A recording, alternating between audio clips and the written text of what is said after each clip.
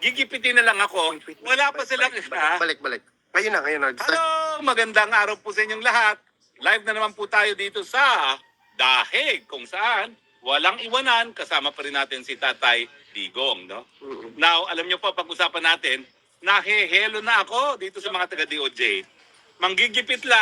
Gigipitin lang ako, aba, hindi pa sila magkasundo. Sabi ng isang USEC, hahanda na namin ang Red Notice Alert. Sabi naman ng isa na spokesperson, ay hindi pa kasi pinag-aaralan pa ng mga international law experts. Ang gulo nyo naman, manggigipit lang kayo eh. Pwede ba magkaroon naman kayo ng isang boses nang hindi nahehelo yung biktima ng inyong paggigipit? Hindi ko tuloy alam kung ako'y matatakot o matatawa sa inyo, no? Dahil panggigipit na lang, eh hindi nyo pa alam kung anong gagawin. But in any case, alam nyo po, wala kayong magagawa. Law school, pareho naman kayong abogado, alam nyo po na kapag merong pending asylum petition, merong non-refuma. Kahit ano pang kunin yung red notice alert dyan, eh manigas kayo, hindi nyo ako makukuha habang nakabindin itong asylum neto dito sa Netherlands. At syempre, dahil walang kakwenta-kwenta yung resolution laban sa akin na nagsampa ng kaso na non-bailable, siguradong magagrant po yan.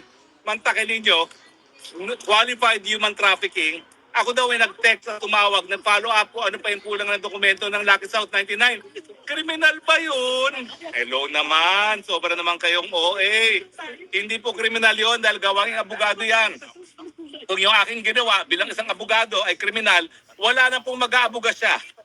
At ang delikado po dyan, eh lahat po ng tao na may haharaping demanda, lalo na mga non-bailable, ay nako, wala na po silang makukuhang abogado dahil ang abogado matatakot na baka pati sila madawit.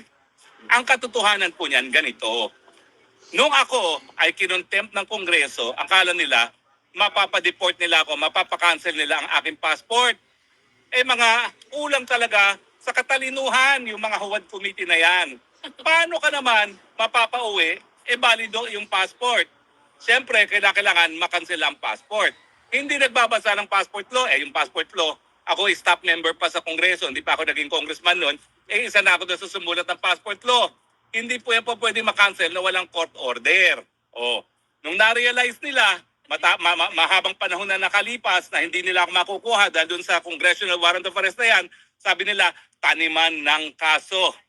Kaya, Nobyembre na naghain ng supplemental complaint affidavit. Ibig sabihin, hinabol talaga. At ang pakay talaga nila ay magkaroon ako ng kaso nang sa ganun, makancel nila ang passport at mapauwi ako at makulong. Kasama ng mga ordinaryong mga individual na matagal na panahon na walang piyansa kasi non-bailable yan. Well, sorry na lang kayo dahil kayo rin ang nagsabi nung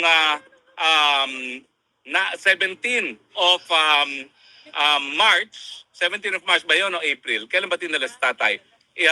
Dinala si tatay 11. Kayo rin nagsabi ng 17 March na ipapakanselan yung passport ko.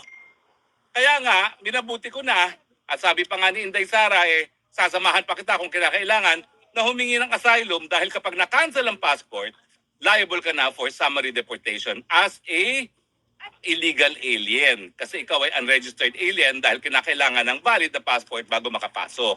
Kapag ikaw ay asylum seeker, hindi ka po pwedeng unang ma-deport dahil wala kang papeles. Pangalawa, hindi ka po pwedeng ma-extradite kahit anong dahilan hanggang hindi pa tapos ang nakabinbin na asylum. Now, ngayon nga po ho ay World Refugee and Asylum Seeker Day.